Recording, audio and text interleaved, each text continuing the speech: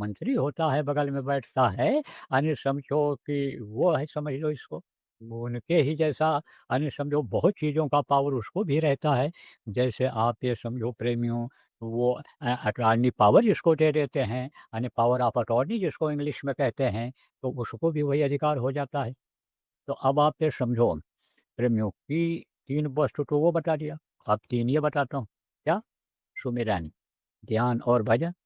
तो कहोगे मैं तो करता हूँ, लेकिन करते तो हो, लेकिन उसका फल जो मिलना चाहिए वो नहीं मिलता है। पेड़ तो लगाए हो, बहुत ऊँचा पेड़ लगाए हो, खुशबू तो देता है, लेकिन फल मुँह में डालकर नहीं खा सकते हो। कुछ पेड़ तो ऐसे हैं कि जिनमें फल-फूल दिखाई नहीं पड़ता है, बस खाली वो ऐसे लहराते रहते हैं, सुंदरता उनकी दिखाई पड़ती है, लेकिन फल नहीं निकलता है। कुछ फल के पेड़ ऐसे होते हैं कि जिनमें सुंदरता भी होती है और फल भी मिलता है और मीठा फल मिलता है। तो ऐसा पेड़ क्यों ना लगाया जाए कि जिसका फल मीठा मिल जाए? ऐसा जानवर क्यों ना रखा जाए कि गौ सेवा भी हो जाए और कुछ मुँह में भी चला जाए, खाने को भी मिल जाए, बच्चों के अंदर ताकत आ जाए, दूध से बूट बढ़ जाए। बूट माने क्या होता है? ताकत बढ़ती है। दूध पिए बूट बढ़े, घी खाए खुपड़िया। एक उधर कहावत है गाँव में, पूरब में, खुपड़िया किसको कहते हैं? यानी दिमाग को, ब्रेन को, जिसे कहते हैं ना प्रेम ब्रेन है इनका, तेज दिमाग है, तो घी से दिमाग बढ़ता है, तेज होता है घी खाने से। तो ऐसा क्यों ना जानवर रखा जाए, ऐसा गाय क्यों ना रखा जाए कि जिससे दूध-वूध बढ़े, ब्रेन बढ़े, घी मिल जाए, दही मिल जाए, पेट साफ क पेट को सही कर दे, दही यानी सही होता है। लेकिन दही कब खाना चाहिए? दोपहर में खाना चाहिए, नहीं तो सुबह यानी समझो कि खाना चाहिए, शाम को नहीं खाना चाहिए। जैसे खीरा है, सुबह खीरा हीरा और दोपहर खीरा खीरा और शाम को खीरा हीरा, तकलीफ़ देता है, बहुत ठंडा हो जाता है, ठंड का असर हो जाता है। सुबह कब? शाम को, रात को। दोपहर में खीरे का गुड़ देता है और सुबह-सुबह खा लो, अरे! तो हीरा का काम करता है। एकदम पानी की कमी पूरा कर देता है। जो पेट में शाम का पड़ा रह गया भोजन, उसको हज़म कर देता है, ख़त्म कर देता है, गला करके, घुला करके। इसी तरह सुबह मूली मूल है, मूल माने अमृत, सुबह मूली मूल है, दोपहर मूली मूली, मूली का गुड़ उसमें होता है। सुबह का खाए गैस खत्म है, सुबह का खाए भोजन पचा दे, दोपहर में खाए तो भोजन को पचावे, शाम को मूली सूली। सूली किसको कहते हैं? फांसी को, तकलीफ को, कष्ट को, कष्ट देता है। तो ऐसे ही आप ये समझ लो प्रेमियों कि आपको इन बातों को समझना चाहिए, तो उसका फल मिलना चाहिए। किसका फल? सुमिरन का। सुमिरन का फल नहीं मिलता है। तो देखो, गाय का ही उदाहरण देकर बताता हूँ।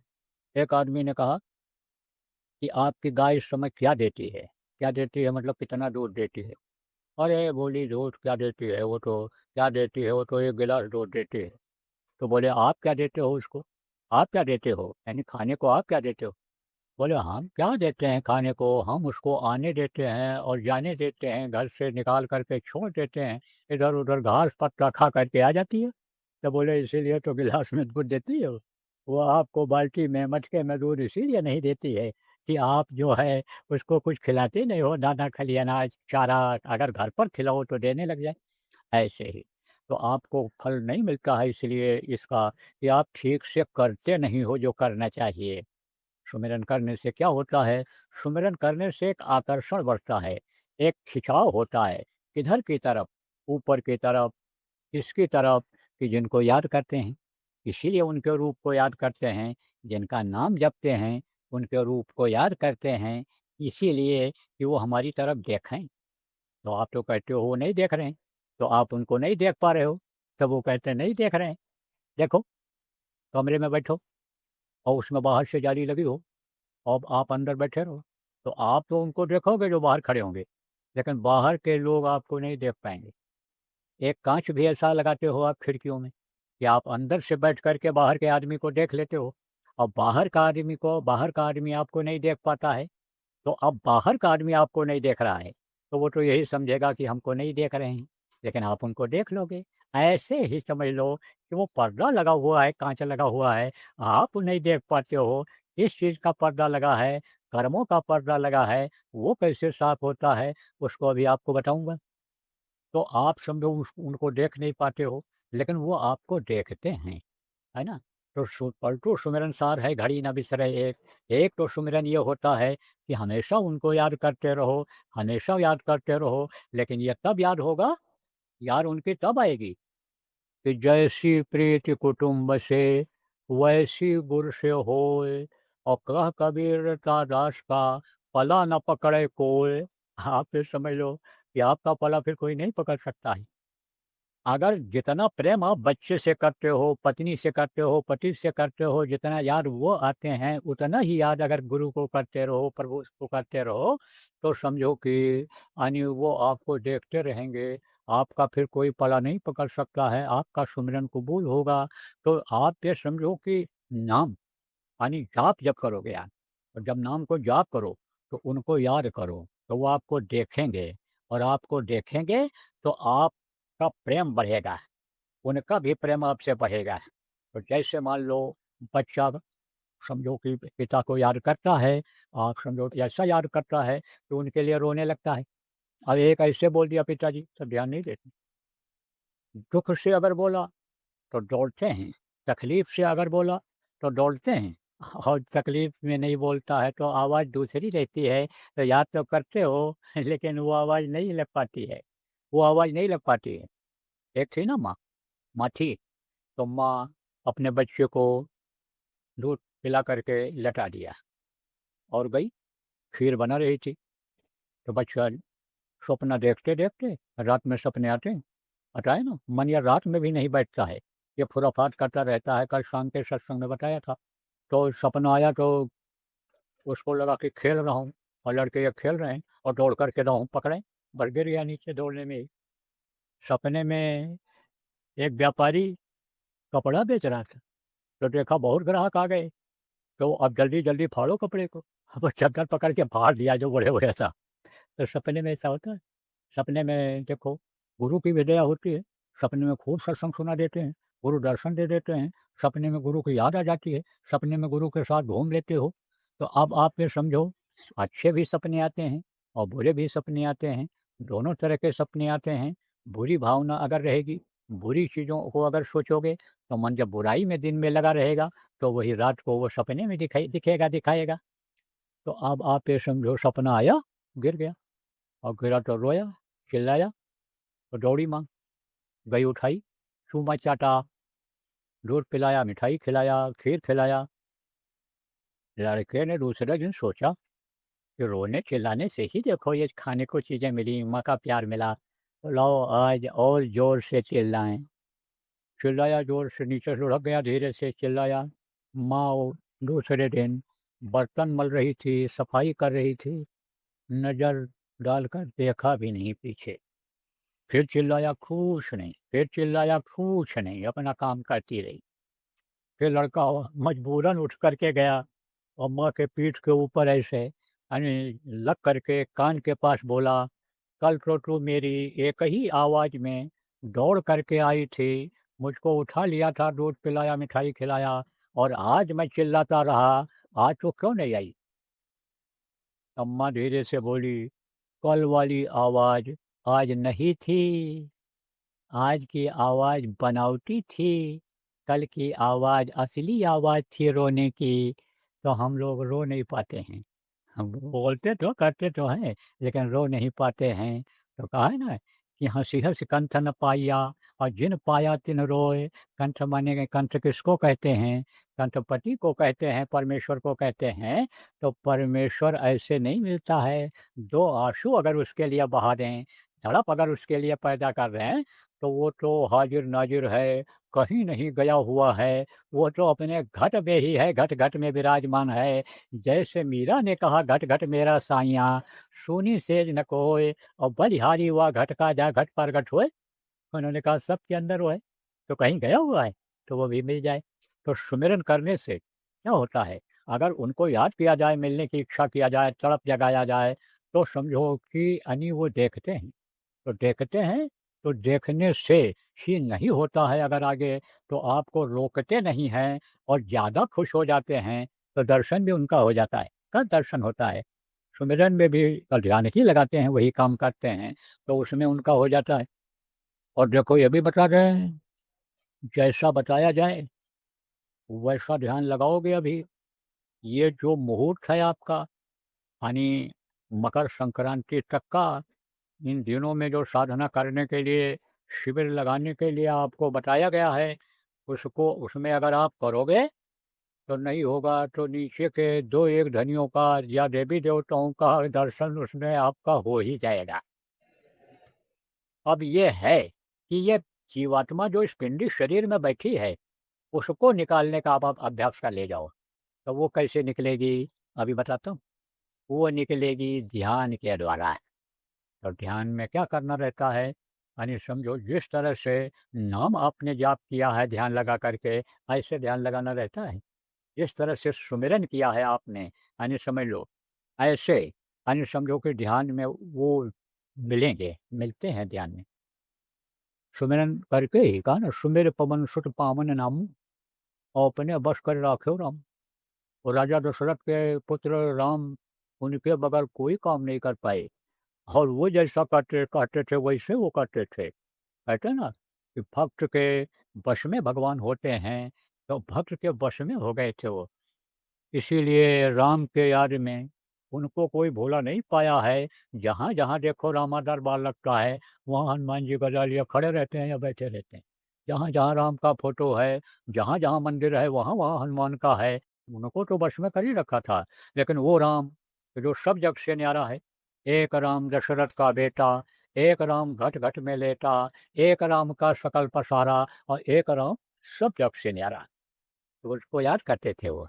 जो उनको वश में कर रखे थे वो। उनको उनकी शक्ति को लेते थे, ताकत को लेते थे, कि जिससे उनके अंदर ताकत आ गई और अनूठा काम कर दिया। यानी समझो अप्रत्याशित काम जिसको कहते हो, कि ये नहीं होने वाला था और हो गया। वो अकेला हनुमान गए लंका जला के चले आए। अकेले गए, पूरा अशोक वाटिका उखाड़ करके फेंक करके चले आए। तो अब आप इस बात को समझो प्रेमियों, कि यानी अनूठा काम उन्होंने कर दिया सुमिरन करके। अब आप क्या नहीं कर सकते हो? कर सकते हो, लेकिन जब मन बना लोगे हम रोज़ करेंगे, गैप नहीं करेंगे, सुमिरन करके भजन ध्यान करेंगे, तब तो बात बनेगी। तो जैसे आपने सुमिरन में ध्यान लगाया, ऐसा ध्यान जब को आप ये समझो कि वहीं पर रखो, अपने सब कुछ भूल जाओ, शरीर को भी भूल जाओ। शरीर को अगर ऐसे बैठोगे तो आपको मालूम पड़ेगा कि हम बैठे हैं, तन कर बैठोगे तो मालूम पड़ेगा बैठे हैं। और ये एकदम ऐसे बैठ जाओगे ढीले-ढाले, तो ये नसें भी ढीली रहेंगी, तनाव नहीं रहेगा, हड्डी में भी तनाव नहीं रहेगा। और एकदम से अगर भूल जाओगे शरीर को, तो भी कोई दिक्कत नहीं आएगी। तो एकदम से ढीले बैठना रहेगा। आँख को बहुत नहीं दबाना रहेगा और दूर देखना रहेगा, एकदम से दूर देखना रहेगा। और दोनों आँखों से एक जगह पर सीधे देखना रहेगा। सीधे से थोड़ा-सा ऊपर की तरफ देखना, थोड़ा-सा ऊपर की तरफ दृष्टि को सीधे, जैसे ऐसे बैठो तो सीधे देखो। ये नहीं कि ऐसे सिर ऊपर करके सीधे देखो, जहाँ बैठो वहीं पर सीधे दोनों आँखों से देखो। जिस मुद्रा में, जिस कंडीशन में बैठो, उसी यानी हालत में यानी आप देखो ऐसे दोनों आँखें थोड़ा-सा ऊपर करके देखना और पलकों को हिलने से रोकना। पलकें अगर हिलेंगी तो नहीं दिखेगा, पलकें जब हिलेंगी तो नहीं दिखता है। और आप ये समझो कि सोचो कि हम मेहनत करके लावें। मेहनत की कमाई जो होती है, दिल को सही रखती है, दिमाग को सही रखती है, बुद्धि को सही रखती है, परमार्थ में मन को लगाती है। और मेहनत की कमाई जब नहीं आती है, तो बुद्धि खराब करती है, गलत काम कराती है, गलत सोच कराती है। वो जो धन होता है, बच्चों के दिल दिमाग को खराब करता है, उनकी आदत को खराब करता है। उस धन को बिज़नेस व्यापार में भी अगर लगाओ दोगे, तो वो सत्यानाश कराएगा, फ़ायदा नहीं करा सकता है। लेकिन मेहनत और मज़दूरी से अगर बच्चे को पढ़ाओगे, लिखाओगे, कोई काम-धंधा अगर सिखाओगे आप और काम कराओगे, तो मेहनत से वो करेगा और उसमें कामयाब हो जाएगा। तो ये भी इस तरह का आपको सोच बनाना है। और आप ये समझो कि इससे बोटी से बचना है, बोटी जो आपको बताया, यानी कबाब से बचना है, शराब से आपको बचना है और शबाब से आपको बचना है। तभी तो आप आगे बढ़ पाओगे। कहा चलो, चलो सब कोई कहे और पहुँचा बिरला कोय, सब कहते चलो, चलो अपने देश चलो। जो अपना देश नहीं जान पाए हो, सत्संग सुनते हो तो समझ गए हो कि ये ना देश तुम्हारा साधो, ये ना देश तुम्हारा। तुम तो अगम लोक के वासी, यानी समझो कि सबसे न्यारा यानी वहाँ के हो। तो ये चीज़ समझ में अब आपके आ गया होगा। सत्संग सुनते-सुनते जो 4 बार जो सत्संग सुने होंगे, ये मिट्टी और पत्थर का घर अपना घर नहीं है। ये तो कहीं किराए के मकान की तरह से है कि जिसमें चाहे अपना ही है, लेकिन कुछ दिन के लिए हमको रहने का आदेश हुक्म हुआ है कि इसमें रहो, या आप समझो, तो आप उसमें रहते हो।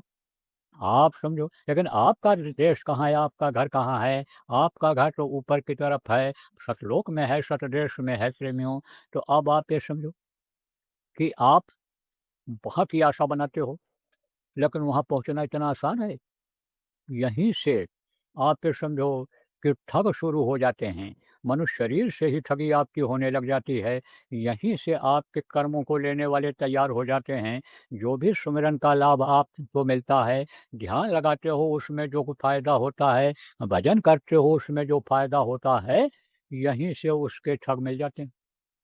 तो कहते हैं दुर्गम घाटी दो, जैसे दुर्गम रास्ता होता है, घाटी होती है, घाटी के नीचे से निकलना होता है, कब पहाड़ गिर जाए और उसके अंदर बंद हो जाओ।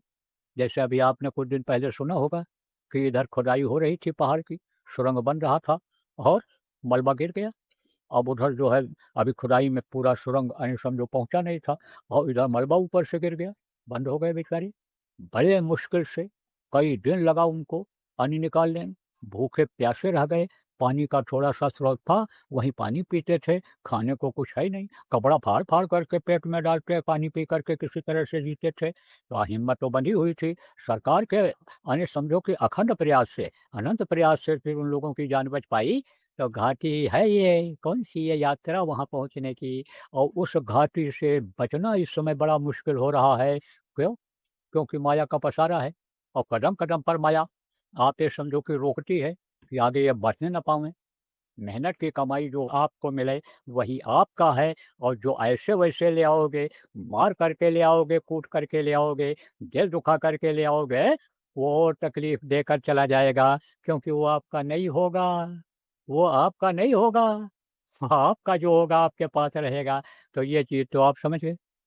दूसरी चीज़ और समझा दें आपको।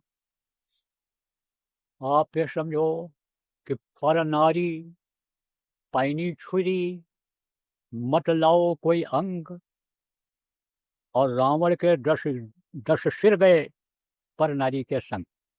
आप इसका अर्थ समझा दें? पर नारी पैनी छुरी किसको कहते हैं? जिससे सब्जी काट देते हो, जैसे और कोई चीज़ काट देते हो, वो पैनी छुरी छुरी की तरह से है। पैनी छुरी से आलू छीलते हो और कब यानी थोड़ा-सा चूक जाओ, तो उँगली को काट दें। पैनी नहीं है, पैनी माने क्या होता है? बहुत धारदार, जैसे छोटा चाकू होता है, जिससे साग